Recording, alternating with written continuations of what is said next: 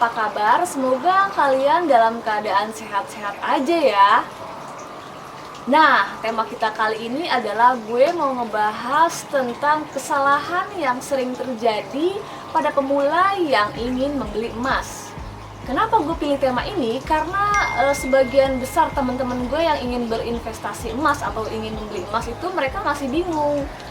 Kira-kira gue harus apa gitu kan, biar gue tuh nggak salah dalam membeli emas atau berinvestasi emas gitu kan. Nah, kali ini gue mau ngebahas kesalahan-kesalahan tersebut biar kalian itu nggak ada yang ngelakuin hal-hal ini ya. Kira-kira apa aja sih?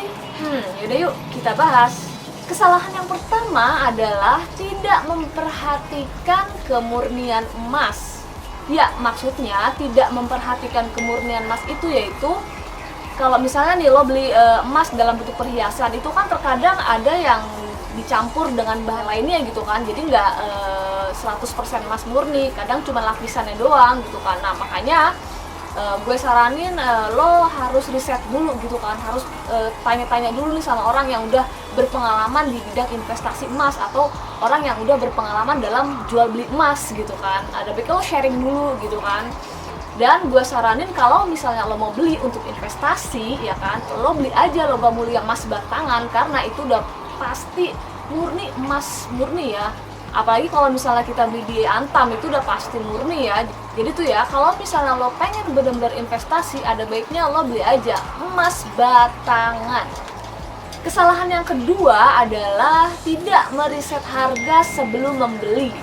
Kenapa gue bilang kayak gini? Karena banyak dari temen-temen gue yang mau beli emas itu ya mereka beli-beli aja gitu kan. Padahal harga emas itu kan turun naik ya, maksudnya tidak stabil, kadang naik, kadang turun gitu kan. Nah, ada baiknya lo tuh ngeriset dulu tuh harganya lagi turun apa lagi naik. Kalau misalnya lagi turun, nah bisa tuh lo beli emas ya kan. Kalau misalkan lagi naik, ya udah tunggu aja dulu, pasti deh nanti ada kalanya dia turun. Walaupun turunnya itu tidak banyak ya, tapi kan lumayan lah ya. Yang ketiga adalah tidak hati-hati dalam memilih tempat. Maksudnya gini, itu tuh menurut gue ya, lo kalau misalnya mau beli emas itu harus datang ke tokonya langsung gitu kan, atau lo bisa aja datang ke Antam gitu kan, itu udah terpercaya banget gitu kan, daripada lo beli emas gitu yang di tempat yang maksud gue yang kurang meyakinkan. Apalagi kan sekarang banyak tuh toko online yang menjual emas dengan harga murah. Nah, itu hati-hati. Lo boleh aja beli emas di toko online, tapi harus lihat reviewnya dulu dan lo harus cross check dulu apakah itu toko tuh bener apa enggak gitu kan. Kalau misalnya dia jual dengan harga murah, itu harus benar-benar kita cross check dulu. Jangan sampai lo tergiur dengan harga murah, nggak taunya itu tuh bukan emas murni atau tokonya toko bodong. Kesalahan yang keempat adalah membeli emas dalam jumlah gram yang banyak atau jumlahnya banyak ya. Maksudnya gini, kalau misalnya lo pengen beli emas, terus lo ada duit nih misalkan 10 juta, nah lo langsung beli emas yang dengan harga 10 juta gitu kan.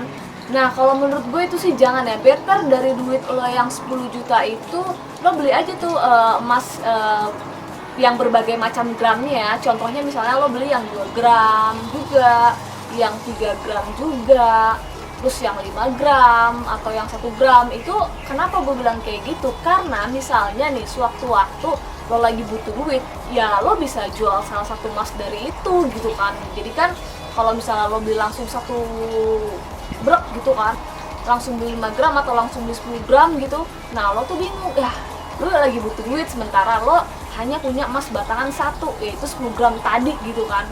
Kalau misalnya lo beli emas batangan yang 1 gram juga, yang 2 gram, yang 3 gram, yang 5 gram, itu kan kalau misalkan lo butuh duit, lo bisa aja tuh jual yang 1 gram dulu deh atau yang 2 gram dulu deh.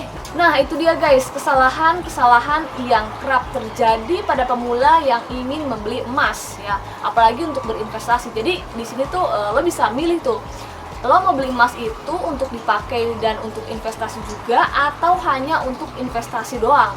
Nah, kalau misalnya lo mau beli untuk investasi aja, baiknya lo beli emas batangan tadi.